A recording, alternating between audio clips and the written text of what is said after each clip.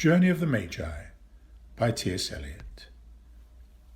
A cold coming we had of it, just the worst time of the year for a journey, and such a long journey, the ways deep and the weather sharp, the very dead of winter, and the camels galled, sore-footed, refractory, lying down in the melting snow.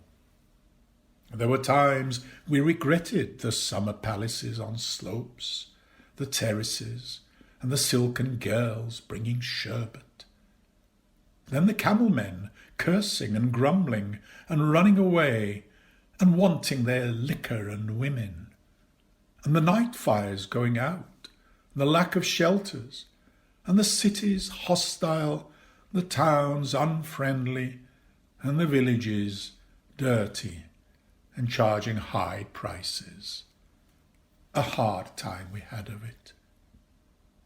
At the end we preferred to travel all night, sleeping in snatches, with the voices singing in our ears, saying that this was all folly. Then at dawn we came down to a temperate valley, wet below the snow line, smelling of vegetation, with a running stream and a watermill beating the darkness, and 3 trees on the low sky, and an old white horse galloped away in the meadow. Then we came to a tavern, with vine leaves over the lintel, 6 hands at an open door, dicing for pieces of silver, and feet kicking the empty wineskins. But there was no information, and so we continued, and arrived at evening, not a moment too soon, finding the place.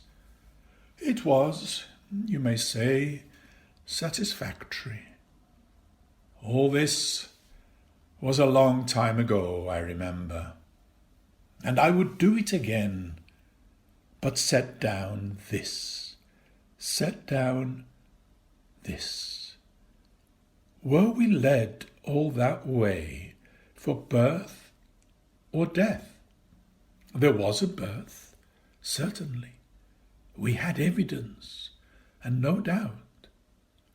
I had seen birth and death, but had thought they were different. This birth was hard and bitter agony for us, like death, our death. We returned to our places, these kingdoms, but no longer at ease here, in the old dispensation, with an alien people clutching their gods. I should be glad of another death.